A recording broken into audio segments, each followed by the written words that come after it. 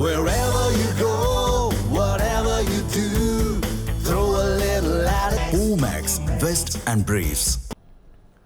மின்சாரத்துறை அமைச்சர் நிர்மல்குமார் செய்தியாளர்களை சந்தித்து வருகிறார். அந்த காட்சிகளை பார்க்கலாம். காலதாமதம் ஏற்பட்டது. ஸோ உடனடியாக கவனத்துக்கு கொண்டு வந்தவுடன் இது மாதிரி நிறைய கிரேடில் இந்த மாதிரியான ஒரு இதில் வந்து பெண்டிங் இருக்குது. மற்ற கிரேடில் இருக்குது. 2012 பேட்ச்லேயும் வந்து 700க்கும் மேற்பட்டவர் வந்து இருக்கிறாங்க. ஸோ அதுலேயும் வந்து சீனியாரிட்டி பிரச்சனைன்னு சொல்லியிருந்தாங்க. ஸோ உடனடியாக கோர்ட் ஆர்டர் கடைசி என்ன இருக்கோ அதை பேஸ் பண்ணி அதில் என்ன மாதிரியான வழிகாட்டுதல் பண்ணியிருக்காங்க உடனடியாக ரிலீஸ் பண்ண சொல்லியிருக்காங்க. அதுக்கு நோட்டிஃபிகேஷன்ஸ் ஆல்ரெடி போயிடுச்சு. ஸோ எல்லா இடத்துலையும் எங்கெங்கெல்லாம் ஊழியர்களுக்கு பெண்டிங் இருக்கோ அதெல்லாம் உடனடியாக சரி பண்ணி அவங்களுக்கு தேவையான ப்ரொமோஷன்ஸ் உத்தரவுகளை யாரெல்லாம் பணி நியந்திரம் இல்லாமல் கஷ்டப்பட்டு இருக்காங்க என்னென்ன செய்ய முடியுமோ. ஸோ அரசால் எல்லாம் செய்ய முடியாது, பட் செய்ய முடிஞ்ச விஷயங்கள் உடனடியாக செஞ்சு கொடுக்கும்ல. ஸோ அதை தான் செஞ்சுருக்கோம். தென்மேற்கு பருவமழை நடவடிக்கை எடுக்க சொல்லியிருக்காங்க. ஒருபுறம் வந்து மழையால பாதிப்பு வரும். ஆனால் இன்னுமே சென்னையை பொறுத்த வரைக்கும் அந்த ஹீட் நடமாட்டம் தொடர்ந்து மின்மாற்றிகள் நிறைய பிரச்சனை இருக்குது. இங்கே நம்ம என்ன பண்ண போகிறோம்? அங்கே எல்லா இடத்துலையும் இப்போ அதிகப்படியான குழுக்கள் அமைச்சிருக்கு. நேற்றுலாம் வந்து பார்த்தீங்கன்னா இப்போ பெரம்பூர் ஒரு சில இடங்களில் 2 தெருவில் வந்து டிரான்ஸ்ஃபார்மர்ஸ் இஷ்யூ வந்துச்சு. ஸோ ஃபியூஸ் ஆஃப் இருந்துச்சு. உடனே அதை வந்து சரி பண்ணுறதுக்கு 40 நிமிஷம் சரி பண்ணாங்க. ஸோ எங்கெங்கெல்லாம் நம்ம குழுக்கள் அமைச்சு உடனடியாக சரி பண்ணுற பணியில் இருக்கிறாங்க, சரி பண்ணிடுறாங்க. ஸோ அதான் இப்போ சேர்மனும் பேசுகிறப்ப சொன்னாங்க 4.5 லட்சம் மேற்பட்ட டிரான்ஸ்ஃபார்மர்ஸ் இருக்குது. இதில் வந்து எல்லாம் 20 வருஷத்துக்கு பழசு வந்து 60-70% மேலே வந்து 20 வருஷத்துக்கு பழைய டிரான்ஸ்ஃபார்மர்ஸ்.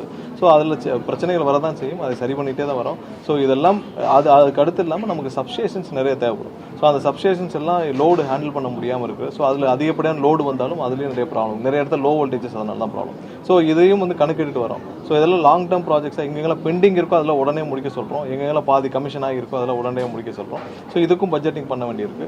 ஸோ இதெல்லாம் சரிபார்க்குற பணிகள் நடந்துட்டு இருக்கு. பட் என்ன இருந்தாலும் மக்களுக்கு தேவையான சேவைகள் எங்கேயும் பாதிக்கப்படக்கூடாது. ஸோ அங்கே இந்த எக்யூப்மெண்ட்ஸ் லெவலில் இன்ஃப்ராஸ்ட்ரக்சர் லெவலில் பிரச்சனை, டிரான்ஸ்ஃபார்மர் பிரச்சனைனா அங்கங்கே சரி பண்ணுற பணிகளில் குழுக்கள் அமைக்கப்பட்டு அவங்கெல்லாம் உடனடியாக சரி பண்ணிட்டு வராங்க.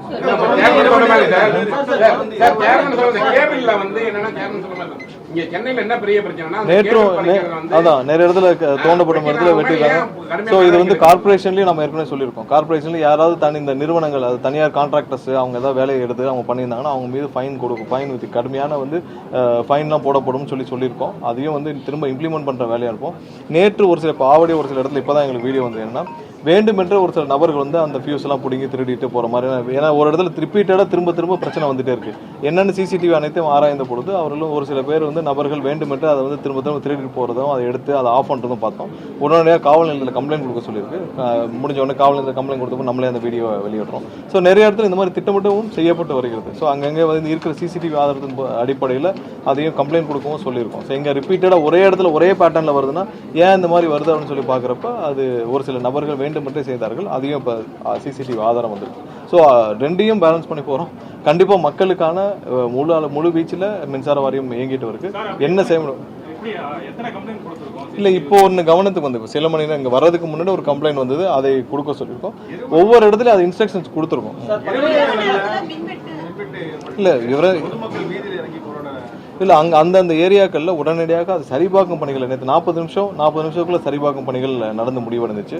ஸோ மக்களுக்கும் கண்டிப்பாக எதிர்பார்ப்புகள் அதிகமாக இருக்குது. ஸோ அவர்களுக்கும் தேவையான சேவைகளை செய்ய வேண்டிய கட்டாயத்தில் மின்சார வாரியம் உடனடியாக செய்யறதுக்கு தான் அதிக குழுக்களையும் அமைச்சிருக்கோம். கண்டிப்பாக வேறு காலங்களும் சீக்கிரம் அதை நிவர்த்தி செய்யும்.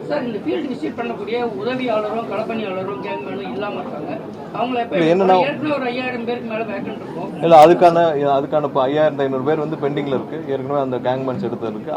அதில் ஒரு சில விவகாரங்கள் நம்ம முடிவெடுக்க வேண்டிய கட்டாயத்தில் இருக்கும். சில வாரங்களில் உங்களுக்கான அனௌன்ஸ்மெண்ட் சொல்லுங்கள். 15000 பேர் இப்போ வேலைக்கு எடுக்க போகிறாங்க.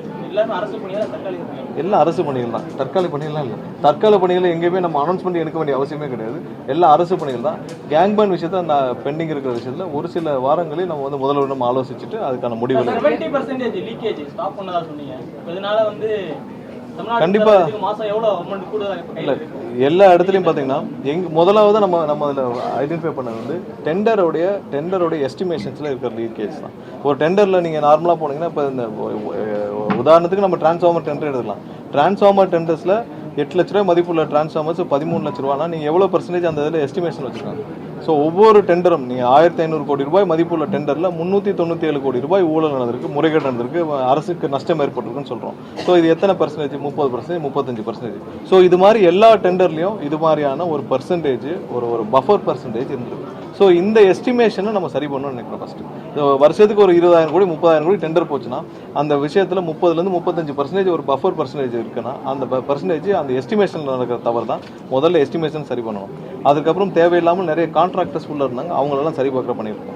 எங்கெங்கெல்லாம் உண்மையிலே கோல் தேவையா இம்போர்ட் தேவையா இல்லை யார் யார் எவ்வளோ சப்ளை பண்ணுறாங்க அதெல்லாம் வேலிடேட் பண்ணிட்டு இருக்கோம். அடுத்ததாக வந்து சோலாரில் வந்து நிறைய அளவில் உள்ள வர அப்ளிகேஷன்ஸ்லேருந்து எல்லா ப்ராசஸிங்லேருந்தும் முறைகேடாக பணம் பெற்று வந்துட்டு இருக்கு. ஸோ அது வந்து ஒவ்வொரு அப்ளிகேஷன்ஸுக்கும் என்ன எல்லாம் உள்ள வரதே பெரிய பெரிய வெளிப்படைத்தன்மை இல்லாமல் யார் அப்ளிகேஷன் கொடுக்குறா யாருக்கு கொடுக்குறாங்கன்னு ஒரு சில நபர்கள் அந்த சோலாரில் அவங்க வந்து எடுத்துக்கிட்டு அவங்களுக்கு கீழே வந்து நிறைய மற்றவங்கெல்லாம் அவங்க நேரடியாக வந்து சோலாரில் கமிஷன் அவங்க வந்து எடுக்க முடியாமல் ஒரு சில பேர் அவங்களே புரோக்கர்ஸ் மாதிரி இருந்து அவங்களுக்கு கீழே தான் அவங்க போய் பவர் அவங்க வந்து கனெக்டிவிட்டி கொடுக்க வேண்டிய அவசியம் இருக்குது. ஸோ இதெல்லாம் நம்ம கணக்கிடும் பணிகள் நடந்துகிட்டே வருது. முதலாவது நம்ம பெருசாக தடுத்து நிறுத்தினது டெண்டரில் எஸ்டிமேஷன்ஸில் நடந்த தவறுகள். ஏன்னா எஸ்டிமேஷன் பாலிசி நம்ம டிஃபைன் பண்ணி ஆகணும், பாலிசி லெவலில் நம்ம கரெக்ஷன் பண்ணி ஆகணும். எஸ்டிமேஷன் எப்படி பண்ணணும்னு நம்ம ஒரு பாலிசி டிஃபைன் பண்ணணும். என்ன மார்க்கெட் வேல்யூ வச்சு பண்ண போகிறோமா, மேனுஃபேக்சர் ரேட் வச்சு பண்ண போகிறோமா, மற்ற ஸ்டேட்ஸை வேலிடேட் பண்ண போகிறோமா. ஸோ இதெல்லாம் தெளிவாக நம்ம திட்டமிட்டு ஒரு பாலிசி உருவாக்கியிருக்கோம். 3 கமிட்டிகளை உருவாக்கியிருக்கோம். இந்த 3 கமிட்டிகளும் சேர்ந்து தான் இனிமேல் ஒரு எஸ்டிமேஷனை பண்ண முடியும். முன்னாடி எப்படி பண்ணிட்டு இருந்தாங்கன்னா பழைய பிஓ பேஸ் பண்ணி இல்லை அதர் ஸ்டேட்டை பார்த்து. ஸோ இது ரெண்டும் ஒரு சரியான நடைமுறை கிடையாது. இப்போ நம்ம 13 லட்ச ரூபாய்க்கு டெண்டர் கோட் பண்ணோம், இதை பார்த்து வேற ஏதாவது ஸ்டேட் எடுக்க முடியுமா? வேறு ஸ்டேட் ஒன்று டிஃபைன் பண்ண முடியுமா? வேறு ஸ்டேட் நாங்கள் கேட்டால் தமிழ்நாட்டில் இந்த ரேட்டை போட்டாங்க நாங்களும் போடணும்னு சொல்ல முடியுமா? ஸோ நமக்கு ஒரு பொருளை வாங்க போகிறோம்னா நம்ம ஃபஸ்ட்டு இது வந்து ஒரு உற்பத்தியாளராக மேனுஃபேக்சரராக ஒரு எஸ்டிமேஷனும் அதுக்கப்புறம் வந்து மார்க்கெட் வேல்யூ இதெல்லாம் எல்லா ப்ராடக்ட்டும் மார்க்கெட்டில் இருக்குது, எல்லா தனியாரும் இதை வாங்கிட்டு இருக்காங்க. ஸோ அந்த மார்க்கெட்டில் என்ன ரேட் இருக்குது எப்படி இருக்குன்னு சொல்லி 4-5 வெண்டர்கிட்ட பேசி அது இல்லாமல் மற்ற ஸ்டேட் அசஸ்மெண்ட்ஸ்லாம் பண்ணி 3 தனி கமிட்டி அமைச்சு இதே மாதிரி அக்ராஸ் எல்லா துறைகள் எல்லா டிபார்ட்மெண்ட்லையும் இதே மாதிரியான ஒரு டெண்டர் பாலிசி உருவாக்கும் தான் எல்லா டெண்டர்ஸையும் கேன்சல் பண்ணிட்டு யார் எந்த டெண்டரையும் ஸ்டாப் பண்ணல. இனிமேல் நீங்கள் டெண்டர் ஃப்ளோட் பண்ணும்பொழுது இந்த மாதிரியான ஒரு 3 கமிட்டிகள் வைத்து அந்த கமிட்டிகள் கொடுக்கும் ஒரு எஸ்டிமேஷனை அடுத்த கட்டமாக நீங்கள் வந்து போர்டுக்கு அனுப்புங்க. அங்கே வந்து போர்டில் அதெல்லாம் வேலிடேட் பண்ணி இதில் சரியான ரேட் எதுவோ அதை இது பண்ணணும். ஸோ இதிலே நேரடியாக 35% வந்து கண்டிப்பாக அரசுக்கு தான் லாபம் ஏற்படும். இது இல்லாமல் ஒவ்வொரு இடத்துலையும் எங்கெங்கெல்லாம் இது மாதிரியான லீக்கேஜஸ் இருந்துச்சோ அந்த லீக்கேஜஸ் எல்லாம் கரெக்ட் பண்ணுற வேலையில் பண்ணிட்டு இருக்கோம். ஊழியர்களுக்கு தேவையான விஷயத்தை செஞ்சுட்டு இருக்கோம்.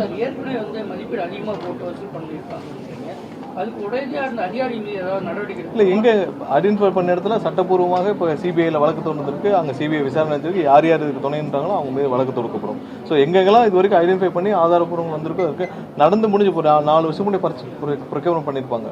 ஸோ அதெல்லாம் இனி போய் வேலிடேட் பண்ண முடியுமான்னு தெரியல. பட் எதெல்லாம் கொண்டு வரப்பட்டுச்சோ எதெல்லாம் இவரில் இந்த முறைகளை ஐடென்டிஃபை பண்ண முடிச்சோ அதெல்லாம் வந்து விஜிலன்ஸ்க்கு ரெஃபர் பண்ணுற வேலையில் போன வாரமே நிறைய விஷயங்கள் பண்ணியிருக்கோம். அமைக்கப்பட்டுருச்சு. பாலிசி லெவல் அதுக்கும் ஒப்புதல் வாங்கி அமைக்கப்பட்டு இந்த இன்ஸ்ட்ரக்ஷன்ஸ் எல்லா டிபார்ட்மெண்ட்டுக்கும் நடைமுறைக்கு வந்துருச்சு. இந்த எல்லா டிபார்ட்மெண்ட் அடுத்த வாரத்திலேருந்து ஃப்ளோட் ஆகிற எல்லா டெண்டரும் இந்த கமிட்டி அடிப்படையில் தான் வரும். ஒவ்வொரு டிபார்ட்மெண்ட்டுக்கும் இதே மாதிரியான கமிட்டி ஃபார்ம் பண்ணிடுவோம். ஏன்னா டெக்னிக்கல் இவங்க இப்போ டிரான்ஸ்மிஷனுக்கு வேறு மாதிரி இருப்பாங்க, சோலாருக்கு வேறு மாதிரியான நாலேஜ் இருக்கும். ஸோ ஒவ்வொரு டிபார்ட்மெண்ட்டுக்கு இது மாதிரி கமிட்டி அமைக்கப்பட்டு அவங்க வேலிடேஷன் பண்ணுவாங்க. சோலார் பொறுத்த வரைக்கும் ஏன்னா ஒரு விஷயம் உள்ள அந்த சோலார் போடும்போதே குறிப்பிட்ட பர்சன்டேஜ் கொடுக்கணும்னு போயிட்டு இருக்காங்க. அது கொஞ்ச நாள் வந்து அதே மாதிரி கவர்மெண்ட் இருக்கக்கூடிய கவர்மெண்ட் செக்டர் இவ்வளவு தூரம் வெளிப்படையா பேசினதுக்கு ரொம்ப சந்தோஷம். ஏன்னா சோலார் கொடுக்குறப்ப இவ்வளவு பர்சன்டேஜ் கூட கேட்டுட்டு இருந்தாங்கன்னு சொன்னீங்க, ரொம்ப சந்தோஷம். ஏன்னா வெளிப்படையா சொல்லியிருக்கீங்க. ஸோ அதெல்லாம் நிறுத்துறதுக்காக தான் இப்போ என்ன பண்ணியிருக்கோம்னா இனிமேல் சோலார் வந்து கண்டிப்பா வந்து நம்ம வெப்சைட்ல வெளிப்படையாக யார் வேணாலும் அப்ளை பண்ணலாம். ஸோ அந்த வெப்சைட் ஒரு சில நாட்களில் அது டெஸ்டிங் ப்ராசஸ் இருக்குது, நம்ம லான்ச் பண்ணிவிடுவோம். யார் வேணாலும் வாங்கலாம். இதுக்கு முன்னாடி யாரெல்லாம் எடுத்திருக்காங்களோ அதோட லோட் ஃப்ளோ ஸ்டடியை நம்ம எடுத்துட்டோம். யாரெல்லாம் எங்கெங்கெல்லாம் வந்து அதிகமாக வந்து பிளாக் பண்ணிவிட்டு அவங்க வந்து இன்னும் மற்ற சின்ன வெண்டர்ஸ்க்கு விற்கிற பணிகள் இருக்காங்களோ அதெல்லாம் நம்ம கணக்கிடும் பணிகள் நடந்துட்டு இருக்கு. ஸோ எங்கெங்கெல்லாம் சும்மா பிளாக் பண்ணி வச்சுட்டு அவர்களே வந்து நடுவில் ஒரு மிடில் மேனாக இருந்து செயல்பட்டு இருக்காங்களோ அது அனைத்தும் கணக்கிடும் பணிகள் நடந்துட்டு இருக்கு. அதனால தான் போன தடவை வந்து 3 மாதம் 4 மாதங்களாக கொடுக்கப்பட்ட அனைத்தையும் நம்ம ஸ்டாப் பண்ணிட்டு வேலிடேஷன் பணிகள் செஞ்சுட்டு இருக்கோம்.